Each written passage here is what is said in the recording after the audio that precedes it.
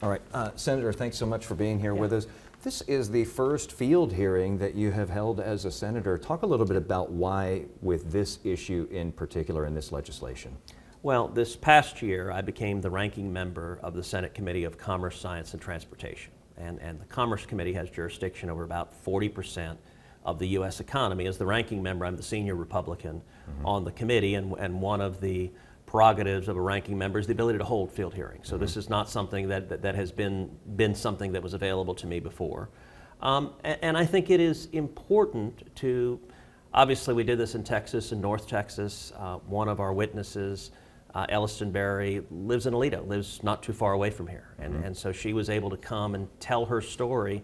And this is something that impacts Texans all across the state. And so I think it was valuable to listen. We do lots of hearings in Washington where witnesses testify, but to do it here at home where Texans could come and hear and listen and listen firsthand to the challenges that young people are facing, that teenage girls are facing, that women are facing, and the need to do more to keep them safe. And Elliston has been so brave on this issue, and she is so well spoken, especially for her age, on a topic that's so hard to talk about. How critical has she been to getting this legislation moving? Look, I think she's done a fabulous job. She and her mother both came to Washington when we announced the legislation, and she shared her story then. And then afterwards, she joined me. We did multiple media interviews, and I got to say, it was amazing. She joined me on Good Morning America, and to see a 15-year-old girl, calm, poised, sharing really personal stuff that you could easily be uncomfortable, you could be embarrassed, and she's just got courage to say, here's what happened to me, it was wrong, and we need to stop it. I did joke with the host of Good Morning America. I said, you better be careful, she's coming for your job. In about 8 years, she's going to be looking for your seat. Maybe even before then, she's very poised. Let's talk about deep fakes here, just because for people who aren't familiar with these there are very powerful tools to create these. It is extremely easy to do, and up to now, and including now, even if you're targeting a minor with these things, it's been easy to get away with. No, look, I mean, you've always had the ability to do, say, a Photoshop, but the past versions of it have been pretty technologically clunky, that if you take my head and put it on Arnold Schwarzenegger's body, no one's going to believe it. And what AI enables you to do, what deep fakes can do, is create either images or videos that anyone watching would believe was real. That in these instances, what the deepfake apps did is they didn't attach the girls' heads to someone else's body, but rather they created an approximation of their actual naked body. I mean, that's a violation when you have a computer basically saying this is what this child looks like naked. That is designed to embarrass, to violate, to exploit the victim. And it looks very real. In fact, and you can't tell. Elliston's mom had to school me on how this is done, because I was still thinking in the old ways of the more crude versions of this. This is pretty advanced stuff. As you've been going through the process with this, have you gotten a sense of how widespread this is? We don't have exact numbers, and many of the victims never report it. So we know. Because of the shame. Yeah, we know that what we're seeing is the tip of the iceberg. We have seen that the victim advocacy groups are reporting thousands upon thousands of instances. You heard in the field hearing where I asked about the sexual assault hotline, and they said in the past few days they'd had, I think, 36 reports of it in the past few days. So that is one snapshot of the frequency of it, and again with the caveat that there are many more that we don't know about. This will hold tech companies accountable, something that we haven't seen up to now. We haven't seen them policing themselves on this. Have you been hearing from the tech companies? Has there been pushback here on this? There hasn't yet. I don't know if they will push back or not. I hope they don't. I mean, this is the right thing to do. If there's any modicum of corporate responsibility and integrity, the right thing for the tech companies to say is we want this bill because it's a rule that makes sense. I hope that's where they end up, at least to date. Now, we just rolled this out, so this bill is brand new, but at least to date, big tech has not been lobbying against it. And look, when this came out, we very deliberately built a broad array. We came out with 14 co-sponsors in the Senate, 7 Democrats, 7 Republicans. My lead partner is Amy Klobuchar, Democrat from Minnesota. Amy has a lot of respect and credibility among Democrats. I have at least some among Republicans. The two of us together, I think coming out with that many co-sponsors and that broad a coalition helps this bill gain real momentum. And we also have over 40 victim advocacy groups and groups engaged in protecting those who are targeted either by online exploitation or sexual assault or all the different kinds of victimization. We're seeing a broad array and a broad coalition of support. I think that's one of the ways that we get this across the finish line and sign into law. Is this the beginning, in your estimation, of us trying to get our arms around the whole idea of AI and legislation to address AI? Because up to now, a lot of people have felt like this technology is moving a lot faster than what the law can handle at this point. Yeah, listen, there's a lot we need to do on AI. It's an issue that is enormously important. There's a lot good about AI. It's easy to demonize it, but there's enormous productivity gains that we're going to get that are going to benefit consumers and be good for the economy and drive economic growth. And my number one priority in the Senate is jobs. That's what Texans are focused on. We want more jobs, higher paying wages, and I think technology, I think AI will help produce good jobs. It's also going to raise new challenges, and some of those challenges will be able to be covered by existing laws. So for example, if you create something that is fraudulent using AI, we have existing fraud laws that can go after that. In this instance, the exploitation of actual people using deep fakes is something that falls between the cracks of the law, that there's not currently a federal law that covers it, and in many states there's not a state law that covers it either. And so I think this is an example where the technology is moving, and if you want to protect victims, we've seen states act to protect non-consensual sharing of explicit images that are real, that say a boyfriend and girlfriend take explicit images of each other, they do so consensually, and then they have a bad breakup, and one or the other is mad and says, I'm going to post this to the world, I'm going to send it to your mom. And importantly, this legislation addresses that too, Yes, not just yes, the it does. deep fakes, because just because somebody consented to a photograph, they didn't consent to the whole world seeing it. Right, no, that is another form of abuse, and one of the witnesses we had today, Ms. Toops, shared the struggle that she had with pictures that she said she took voluntarily, but she didn't consent to their being made public, and she's been victimized by that for over a decade. And this is all about, you have a right to consent or not consent. And if you don't consent, you should have a federal right to have any tech platform take the image down. While we have you here, and we have several more minutes with you, let me ask you about another piece of legislation that you've gotten behind in a big way here, and that is taking the taxes out of tips. Yes. A lot of workers who work in the tip economy very much applauding this, obviously, but there are some who say that this would strip away a lot of money that comes into the federal government in taxes as well. What do you say to that? Well, listen, I am a big believer, number one, in tax cuts and tax reform. I think if you want to create jobs, the way to do so is to expand economic growth. I mentioned a minute ago, my number one priority is jobs, jobs, jobs.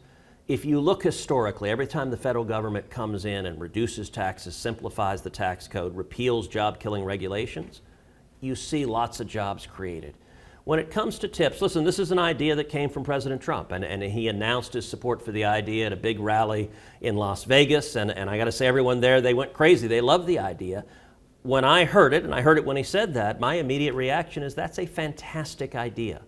That you look at, I think the Republican Party today is becoming a blue-collar party. I think we are the party of truck drivers and steel workers and cops and firefighters and waiters and waitresses and all sorts of people that have calluses on their hands, that are working. I think back when my dad came as an immigrant from Cuba, and he came to Texas. He came to Austin to go to the University of Texas. His first job was washing dishes, making 50 cents an hour. And that, you look at the professions where people are getting a significant part of their compensation from tips, whether you're talking about millions of waiters and waitresses, or you're talking about bartenders, or you're talking about barbers and hairstylists, or you're talking about taxi cab drivers and Uber drivers. There are all sorts of people that are working really hard And tips are a big part of how they get compensated. And my bill is simple and straightforward. It says if you're getting a tip from a customer, that is 100% free from federal income taxes.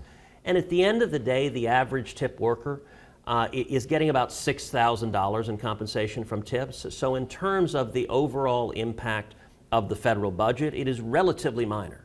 But in terms of the impact of these workers, it's a big deal, because many of the people working in professions where tips are a significant part of their compensation, they are often in a job where they're starting to climb the economic ladder, and helping them be able to keep more of what they earn, save more of what they earn, helps them in turn develop, provide for their families. I think that's unambiguously good. Let's talk about the debate tomorrow night. Some people are calling this the biggest debate of our lifetimes. It seems like we hear that a lot, by the way. You and debates go way back. You've done plenty of them, going all the way back to the college days. What do each of these two men have to do tomorrow night, as you're a spectator watching this? What do you think they need to do? Look, I think it's going to be must-see television. I think everyone's going to watch it. And I'm not sure what we're going to see. I think Trump's going to win tomorrow in the debate. We'll see. My hope is that Trump is restrained. Do you think he will be? I don't know. I don't know.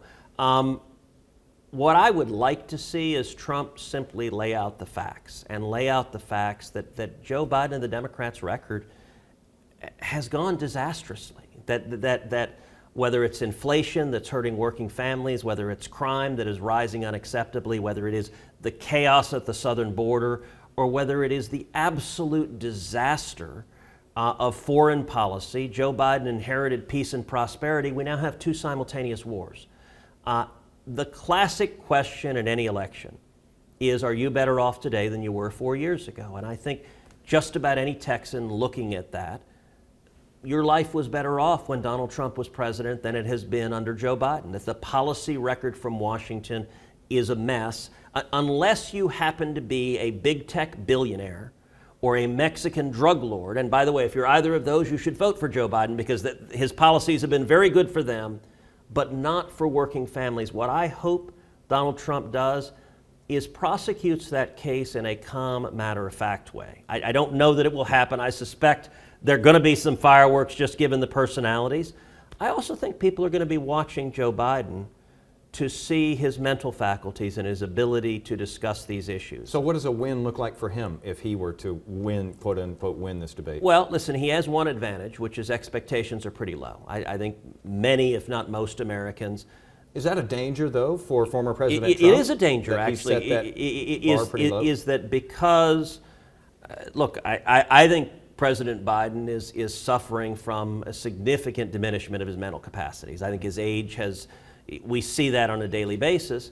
I also think, President Trump has pointed out that he's going to be juiced up on something. I absolutely believe that. I was there at the State of the Union address. The last State of the Union. Some people have said that that Trump saying that is basically him trying to raise expectations now for President Biden, because he set them too low by saying he's sleepy and so on and so forth. So I will say, having watched that State of the Union address, I've been to 12 State of the Union addresses the 12 years I've been in the Senate. The latest one was unlike any I've ever seen, in that Biden was angry, he was juiced, he was charging, and listen, if Could it be that he's just still got the fire? No, because it didn't compare. If you look at any other interview, it was, I don't know if they had him on Adderall or what they had him on. And I'm not suggesting that he's doing lines of coke. I'm saying that they're giving him, I think they are almost certainly trying to get him to be able to have 90 minutes of focused attention. What if he's just animated? But look, on any given day, if you watch him, he wanders off the stage. Listen, when you see the Italian Prime Minister having to lead him back to the group because he's wandering away, when you see Barack Obama having to lead him by his hand, I think we are seeing, and listen, old age comes from all of us. That's the path we're all on, but some people age faster than others. You look at Joe Biden. I've known Joe Biden for a dozen years. Joe Biden swore me in. When I was elected to the Senate, he was vice president, he swore me in. I will tell you, the man in the Oval Office today is not the man I knew a dozen years ago. I do think, though, if Biden exceeds expectations, if he's able to answer questions and to be cogent and to respond, and it's some of why I said I would like to see Trump be restrained, because if Trump talks over him, then you don't get a chance for Biden to see if he can answer a question or not. I know that we're out of time. I just wanted to ask you one last question about this horrible murder case in the Houston area, 12-year-old Jocelyn Nungare. I know that you spoke with her family. Yes. Can you share some thoughts on that? It is utterly horrific. What happened to Jocelyn Nungare, it is the embodiment of evil. I spoke yesterday with her mom. Her mom is going through such agony. I admire her courage. It is hell on earth what she's going through. And it's infuriating because it's unnecessary. The monsters that assaulted and murdered her daughter, they were illegal immigrants who came to this country, who Joe Biden and the Democrats let go. And we're seeing that day after day after day. At least one of those two monsters was literally wearing an ICE ankle bracelet that the Biden administration had given. And this is happening, it seems like every day. We saw just a couple of days earlier a 13-year-old girl raped in a public park in New York City by an illegal immigrant the Democrats released. That attacker videotaped his rape. He was so proud of raping that child. We saw just a few days earlier the murderer of Rachel Marin, a mom of 5, beautiful woman in suburban Maryland, raped and murdered by an illegal alien Joe Biden and the Democrats have let in. We saw just a few days before that 7 suspected terrorists with ISIS-K out of Tajikistan, 8 suspected terrorists rather, arrested for plotting potentially a major terror attack. This is happening day after day after day. And as a lifelong Houstonian, it makes me angry. Jocelyn should still be alive. That 12-year-old girl, that precious child should still be alive. And the open borders that we're seeing from this administration and from congressional Democrats are taking the lives of far too many Americans and far too many children. Senator, I know we're out of time. Thanks you so much for doing this with us. Really appreciate it.